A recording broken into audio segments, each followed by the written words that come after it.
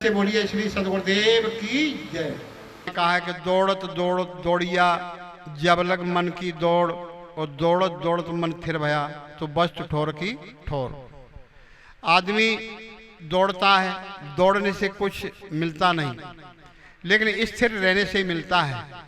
तो हम संसार में हमने बहुत दौड़ लगाई, लेकिन दौड़ हमारी खत्म नहीं हो पाई। तो दौड़ को हम खत्म करेंगे तभी शांति हमारे प्रेरित होगी, और दौड़ खत्म नहीं होगी तो शांति प्रेरित नहीं होगी। तो इसी प्रकार से संसार में रहते हुए किसी प्राणी से हम राग देश न करें, किसी प्राणी से बैर भाव न करें। हमारे से कोई गलती हो जाती है तो क्षमा प्रार्थी होना चाहिए। जब मैं साधु नहीं था, उससे पहले जब हम घर पे रहते थे तो पिताजी कहीं चले गए तो भैंस, तो पशु तो रहते हैं, तो भैंस रहती थी हमारे यहाँ। तो भैंस को हम सानी लगा रहे थे, सानी लगाए, सर्दी का टाइम था।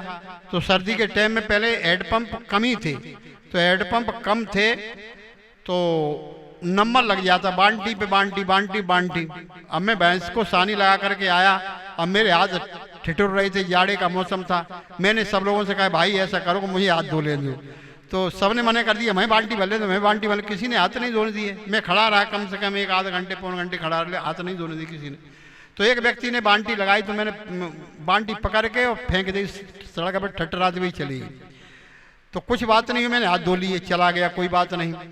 जब सवेरे मैंने स्नान किया, जब स्नान करने के बाद भोजन के लिए थाली परोस दी मेरे पास, भोजन में एक और मैंने टोरा, तो वो ही याद मुझको आ गई। तो मेरा पहले नाम कुछ दूसरा था, तो दूसरे नाम से मैंने कहा अब तो मेरा सदगुरुदेव की दया से मेरा नाम राहुल दास रखा है। पहले नाम मेरा रामजीत था, तो मैंने कहा रामजीत ये तो बड़ा गलत बहुत काम हो गया। क्यों कि आपसे कुछ हल्का था वो लड़का, वो आपसे बड़ा होता तो लांटी सी बुझा देता, तो इसलिए बहुत अनर्थ हो गया। अब मैं बड़ा पछताव करने लगा, मैं अब क्या करूं। तो मैंने एक संग अंदर से प्रेरणा मिली, तो घर से 2 बाल्टी उठाई, 2 बाल्टी उठा करके हैंडपंप से पानी भर के ले गया, और मैं फिर उसके घर ले गया। तो उसने देखा कि पानी की बाल्टी कैसे बनेगी। मैंने, उसका नाम था राम अवतार, तो 2 बाल्टी रख करके मैंने उसके हाथ जोड़े और मैंने कहा मैं क्षमा प्रार्थी, मेरे से बहुत भूल हो गई लला, कि क्यों कि मैंने हाथ धो लिया जबरदस्ती, ऐसे नहीं मुझे धोना चाहिए, तो मुझे क्षमा कर दीजिए। तो मेरी गर्दन पकड़ के वो रोने लगा, मेरे भी आंसू निकले। तो अब मैं बोला अब चलता हूँ, कोई बात नहीं। अब बोला कि नहीं भाई साहब ऐसे नहीं जाने देंगे, अब तो चाय पी के ही जाने देंगे। तो मेरा भी टेंशन खत्म हुआ, उसका भी टेंशन खत्म हुआ।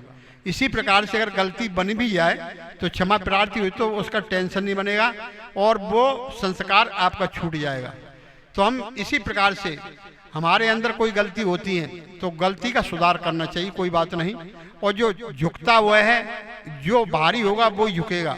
वजनदार जैसे पेड़ होते हैं, फल लगते हैं, तो फलदार पेड़ ही झुकते हैं, और वो सूखा है उस पर कुछ नहीं झुकेगा, नहीं वो क्यों नहीं झुकेगा कि उस पर फल है ही नहीं।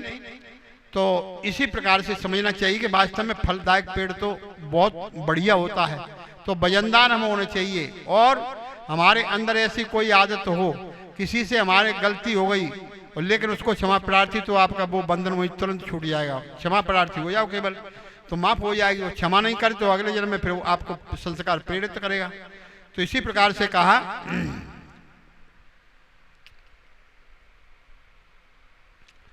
नमो नमो गुरुदेव जू साधु स्वरूपी देव, नमो नमो गुरुदेव जू साधु स्वरूपी देव, आदि अंत गुण काल के सुजान नहारे भेव। तो इसी प्रकार से हमारे सदगुरुदेव हैं, हमारे विकारों का हरण करते हैं। इसी प्रकार से ऐसे गुरु बनाओ तो कुछ मिलेगा। तो कहा जाता है, एक भजन के माध्यम से आप समझेंगे। एरी सखी कायागढ़ में लागी ये दुकान, अरे बाजारें दौड़ी काये को गई। एरी सखी कायागढ़ में लागी ये दुकान, अरे बाजारें दौड़ी काये को गई। अरे सत की शक्कर दया की मिश्री, प्यार को पेड़ा जान, सत की शक्कर दया की मिश्री, प्यार को पेड़ा जान। और सत्य गुणों की बनी जलेबी, अरे ताको करो वे जलपान, बाजारें दौड़ी काए को गई। एरी सखी कायागढ़ में लागी ये दुकान, अरे बाजारें दौड़ी काए को गई। अरे नेम को नम को धर्म को धनिया, क्षमा को जीरो जान। अरे नेम को नम को धर्म को धनिया, क्षमा को जीरो जान। और सम संतोष सील की हल्दी, अरे दारे को राखो ए मान, बाजारें दौड़ी काए को गई। एरी सखी कायागढ़ में लागी ये दुकान, अरे बाजारें दौड़ी काए को गई। अरे मोह की मिर्च लोभ को लेसन, क्रोध तमाखू जान। अरे मोह की मिर्च लोभ को लेसन, क्रोध तमाखू जान। और प्याज रूप कटुबाणी कहिए, अरे बदबू करेगी जवान, बाजारें दौड़ी काए को गई। एरी सखी कायागढ़ में लागी ये दुकान, अरे बाजारें दौड़ी काए को गई। हाँ, एरी सखी कायागढ़ में लागी ये दुकान, बाजारें दौड़ी काए को गई। तो इसी प्रकार से हमारे शरीर रूप में अंदर में दुकान लगी है। वो काय की खान है, सदगुणों की खान है, यही तो दुकान है। तो सदगुणों को धारण करेगा वो व्यक्ति पार हो सकता है संसार से। लेकिन सखी कायागढ़ में लागी दुकान, बाजार दौड़ी काए, तो हम बाजार में दौड़ लगाते, विकारों में दौड़ते। तो इसी प्रकार से सोचो, विकारों में कभी दौड़ना नहीं चाहिए। अगर आदमी विकारों में दौड़ेगा तो कुछ मिलने वाला नहीं, तो वो नरक में ही जाएगा। तो इसी प्रकार से कहा कि स्वर्ग वर्ग अपवर्ग न सैनी, और ज्ञान वैराग भक्त सुख देनी। किसी आपसे पूछा जाए कि आप जी बताओगे आप सुख चाहते हो कि दुख चाहते हो? सब लोग कहेंगे कि सुख चाहते हैं। कहाँ जाओगे? स्वर्ग में जाओगे कि नरक में जाओगे? तो सब कहेंगे कि स्वर्ग में जाएंगे। अब पूछा जाए कि ये बताओ कि मरना कौन कौन चाहता है, तो मरने के लिए कोई हाथ नहीं उठाएगा। लेकिन बिगैर मरे स्वर्ग मिलेगा भी नहीं। तो इसी प्रकार से आदमी कहता है कि मर जाऊं मर जाऊं। एक बुढ़िया थी, तो उसके लड़के बच्चे उसे परेशान करते, तो बेचारी लक्कड़ काट करके लाती, बेक बेक करके अपनी शरीर निर्वाह, अपने पेट का धंधा करती, रोटी बना के खाती थी बेचारी। तो जब गट्ठा बोझ लगता था वो उतार करके रख देती है, परमात्मा मेरे लिए मौत नहीं आती है, परमात्मा मेरे लिए मौत नहीं आती, सबके लिए आती है, ऐसे कहती। तो ऐसे करते करते करते करते कम से कम 4 से 8 दिन हो गए। तो एक दिन मौत आके खड़ी हो गई। मौत बोली कि माताराम आपने कैसे बुलाया हमको? कि हमने कहाँ बुलाया, कि कहते थे कि मौत नहीं आती, मौत नहीं, आज हम आ गए आपको लेने के लिए। तो मौत का एक दृष्टांत होता है, लेकिन सिद्धांत बाद में बताइए, दृष्टांत के माध्यम से बात पकड़ में आ जाती है।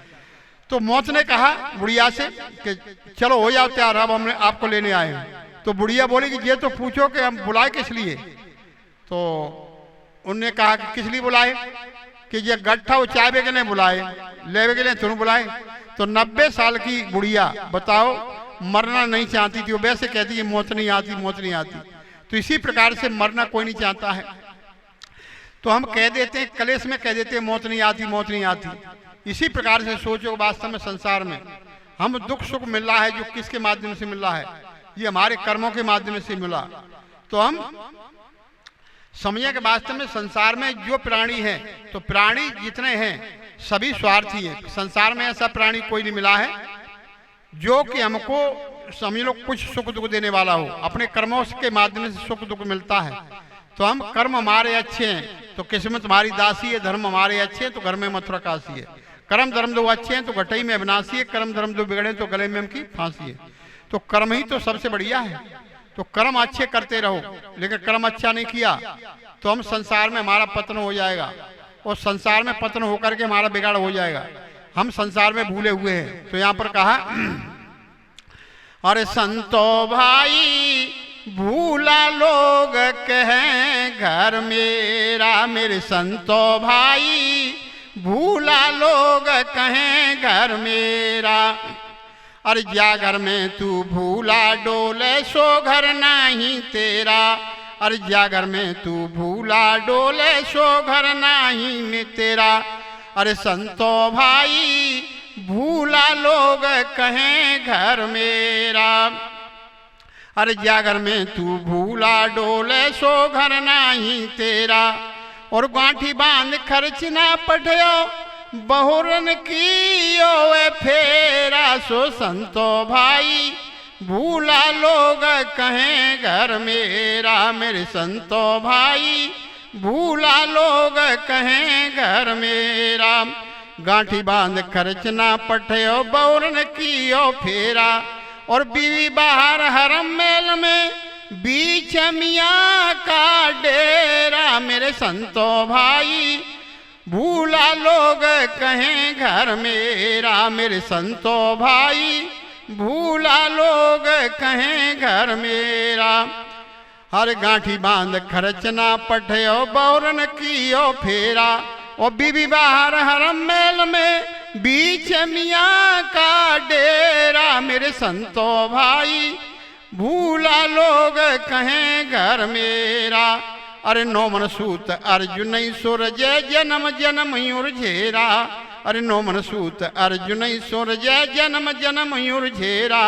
कहीं कबीर सुनो हो संतो ये पद का करहु निरबेरा। मेरे संतो भाई भूला लोग कहें घर मेरा। तो भूल लोग कहते घर मेरा है, सभी कहते घर मेरा है, सभी कहते घर मेरा है। तो इसी प्रकार से घर एक है और रहने वाले कितने अनेक। तो अनेक रहने वाले एक घर किन किन का हो जाएगा। तो इसी प्रकार से एक सिकंदर राजा था दिल्ली का। तो दिल्ली के सिकंदर राजा को बड़ा अहंकार था, मेरे समान ऐसा कोई पैसे वाला नहीं है और जो मैं हूँ इसी प्रकार से कोई राजा भी नहीं हुआ है। तो बड़ा घमंड था। तो सदर कबीर ने मारवाड़ी का वेश रख करके उसके पास गए और सिकंदर के पास क्योंकि उसका घमंड चूर करने के लिए पहुंचे। तो वहां पहुंच करके उन्होंने क्या काम किया कि वहां जाकर के उन्होंने कहा इसमें मेरा ऊंट गुल गया है। तो नौकर खड़ा था दरवाजे पर। जब नौकर दरवाजे पर खड़ा हुआ था तो उन्होंने कहा इसमें हमारा ऊंट गुल गया है।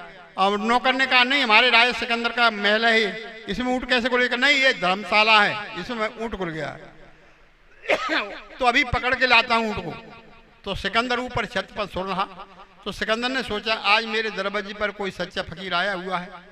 तो नीचे उतर करके आए और सदर कबीर अंदर चले गए। तो वो आया, उनके लिए दंडवत प्रमाण किए सदर कबीर साहब के लिए। उन्होंने कहा स्वामी जी आपने एक बात कही कि ये धर्मशाला है, ये तो मेरा महल है। अब मैंने कहा तुमको पता है इस बात का इसमें कितने व्यक्ति गए कितने आए। कहूँ ध्यान है तुम्हें कि हाँ बाबा तक का वो कहाँ चले गए। फिर उनके बाद कौन आया कि हमारे पिताजी वो कहाँ वो भी विदा हो गए। कि उनके बाद कौन आया है कि मैं हूँ कि तू भी विदा हो जाएगा। कहा अच्छा कि हाँ कि हम तो इसको महल समझते थे। मैंने कही कि धर्मशाला में व्यक्ति जाता है तो धर्मशाला में व्यक्ति जाता है, एक जाता है एक छुट्टी लेके आता है। इसी प्रकार से ये भी धर्मशाला है, एक व्यक्ति जा रहा है और एक व्यक्ति आ रहा है, एक जन्म रहा है एक मृत्यु हो रही है। इसी प्रकार धर्मशाला है। तो बाकी बड़ी चोट लगी राजा के। और स्वामी जी आपने कहा कि ऊंट गुल गया, ऊंट कौन है। तू है तो ऊंट। तो इसी प्रकार से उनको संस्कार प्रेरित हुआ कि वास्तव में ये महात्मा तो बड़े निराले हैं। अब मैं तो इसमें अहंकार में था कि मेरा है। तो इसी प्रकार से कहा कि पत्थर चुन चुन महल बनाया और ना घर तेरा ना घर मेरा, चिड़िया रैन बसेरा। तो इसी प्रकार से चिड़िया रैन बसेरा है और घर किसी का आज तक हुआ और न कभी होने वाला है। तो इसी प्रकार से मैं अपनी वाणी को यहीं पर विराम देता हूँ। इसी प्रकार से आप सोचें समझें और अपना कल्याण करें, आपकी यात्रा सफल होगी। इसी प्रकार से संत महात्माओं का यही आशीर्वाद है। प्रेम से बोलिए श्री सद्गुरुदेव की जय।